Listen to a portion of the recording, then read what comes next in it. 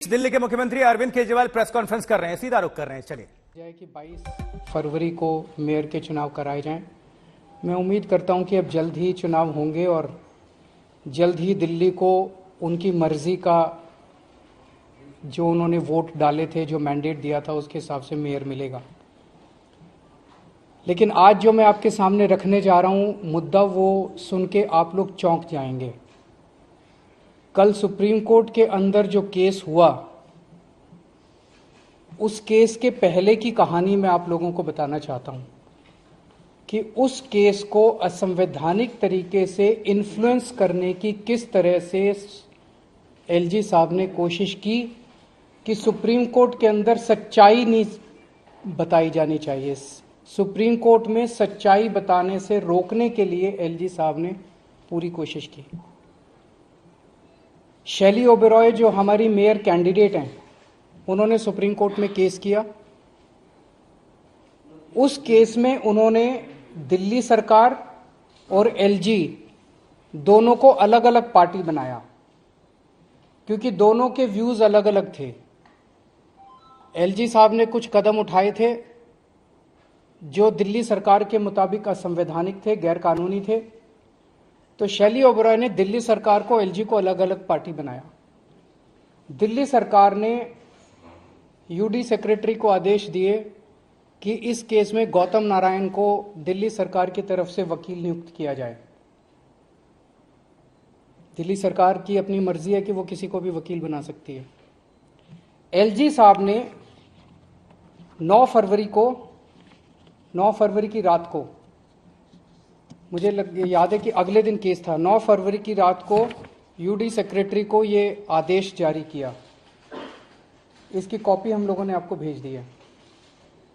इसका second paragraph अगर आप पढ़ेंगे तो एलजी साहब ये कह रहे हैं कि honourable lieutenant governor has desired that urban development department shall defend this petition.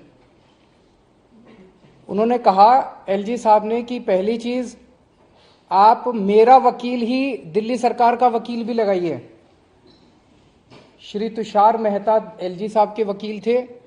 Delhi सरकार के अफसर को आदेश दिया गया कि तुषार मेहता को ही दिल्ली सरकार का वकील भी लगाइए। तेरा वकील तो तेरा वकील भी मेरा वकील और मेरा वकील भी मेरा वकील। मतलब ये तो दुनिया के इतिहास में पहली बार हो रहा होगा कि दो अपोजिंग पार्टियां, दोनों अपोजिंग पार्टी का वकील एक ही होगा।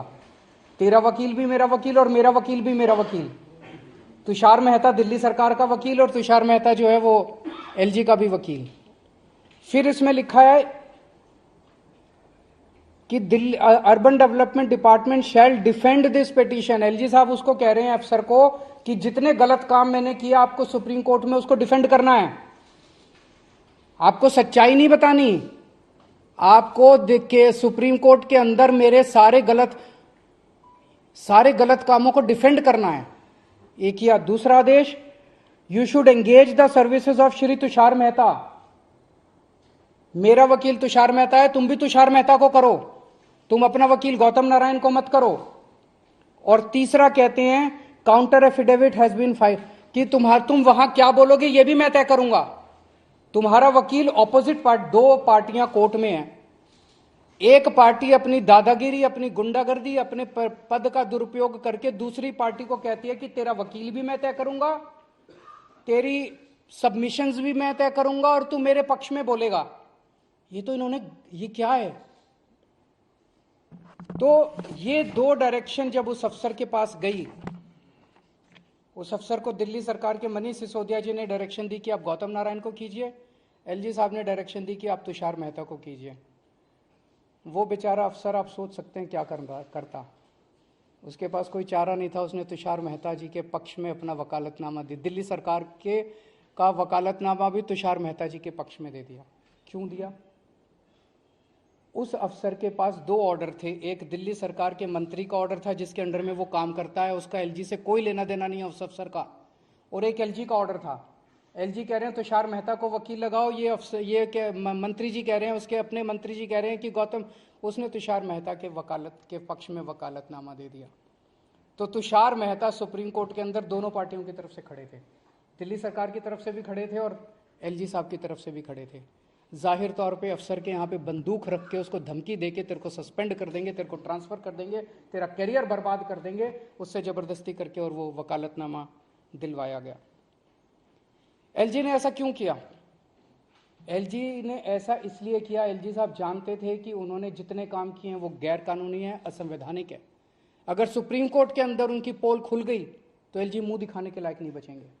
इसीलिए उन्हें गुंडागर्दी करके, अपना पद का दुरुपयोग करके उन्होंने दोनों पक्षों का वकील एक करवाया, दोनों पक्षों का काउंटर एफिडेविट एक करवाया। तो इससे साफ साफ जाहिर है कि सुप्रीम कोर्ट में सच को छुपाने के लिए एलजी साहब ने यह सारा षड्यंत्र रचा।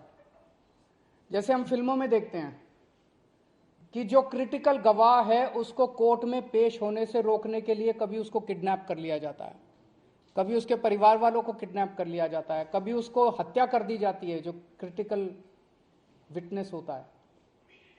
ये बहुत बड़ा गुनाह है, ये क्राइम है। एलजी साहब ने जो किया वो वही काम किया कि एक पार्टी के सच्चाई को सुप्रीम कोर्ट के सामने रखने से रोकने के लिए उन्होंने अपना ये सारा षड्यंत्र रचा। ये मैंने कई वकीलों से सुबह से बात की है। This amounts to LG's action amounts to interference in the administration of justice. It is criminal contempt of court. LG of lieutenant governor of Delhi has committed criminal contempt of court. मैंने आज एलजी साहब को ये चिट्ठी भी लिखी है, आप लोगों को उस चिट्ठी की कॉपी भी दे दी है, और मेरी एलजी साहब से अपील है कि इस तरह से गुंडागर्दी करके दिल्ली को चलाने की कोशिश मत कीजिए। दिल्ली के कामों में, चुनी हुई सरकार के काम में इस तरह से गुंडागर्दी करके दखलंदाजी मत कीजिए। वो एक बहुत बड़े संवैधानिक पद पे बैठे हैं, उनकी जिम्मेदारी है न्याय होना चाहिए। सुप्रीम कोर्ट के अंदर केस चल रहा है तो उनकी जिम्मेदारी है एक फादर फिगर की तरह कि सारी पार्टियों का पक्ष सच्चाई के साथ रखा जाए, फिर जो भी कोर्ट निर्णय ले। लेकिन उन्होंने उसको करने से रोका। ये तो अच्छा हुआ, जो मुद्दे थे दिल्ली सरकार से सुप्रीम कोर्ट को कुछ पूछने की जरूरत नहीं पड़ी। सुप्रीम कोर्ट को 5 मिनट के अंदर मुद्दा समझ में आ गया। अगर सुप्रीम कोर्ट बाई चांस कल ये पूछता कि दिल्ली सरकार का वकील कौन है, दिल्ली सरकार हमें ये बताए, तो 2 लोग खड़े होते। एक तुषार मेहता खड़ा होता जिसके पास अफसर का वकालतनामा था, और एक गौतम नारायण खड़ा होता जिसके पास मनीष सिसोदिया का वकालतनामा था।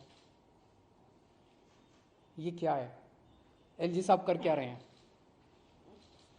अगर आपके कोई प्रश्न है तो आप।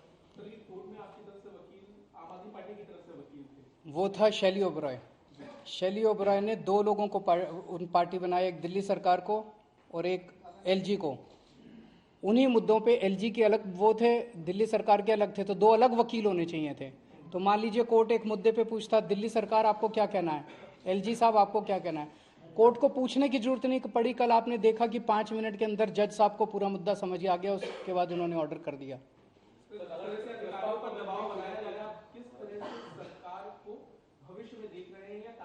नहीं करेंगे, संघर्ष कर रहे हैं, लड़ रहे हैं। अंत में सच्चाई की जीत होगी, अंत में जनतंत्र की जीत होगी, संविधान की जीत होगी। संविधान को कुचल रहे हैं एलजी साहब, एक बार नहीं कई मौकों पे कह चुके हैं, मैं संविधान को नहीं मानता, मैं सुप्रीम कोर्ट के आदेशों को नहीं मानता। ऐसे एलजी के साथ कैसे दिल्ली चल सकती है, कैसे देश चल सकता है? सर बहुमत आप लोगों के पास है, अगर 22 तारीख को मेयर का चुनाव होता है तो आप लोग निश्चित है कि इस बार आम आदमी पार्टी का मेयर दिल्ली को मिल जाएगा? बिल्कुल मिलना चाहिए। जब हमारे पास नंबर्स हैं, आप सब लोग जानते हैं कि हमारे पास नंबर्स हैं, और नंबर्स भी 1-2 नहीं, लगभग 30-40 से भी ज़्यादा हमारी मेजॉरिटी है, उनसे ज़्यादा है।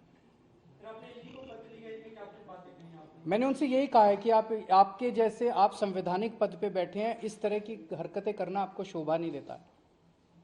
सर कल एक्साइज मैटर के ऊपर सीबीआई की दोबारा से इंटरोगेशन है मनीष की, क्या लगता है कि अब क्या इंटेंट लगता है? पहली चीज तो शराब घोटाला नाम की कोई चीज नहीं है, कोई घोटाला नहीं हुआ। सबसे अच्छी पॉलिसी देश में, सबसे पारदर्शी पॉलिसी हम लोगों ने बनाई।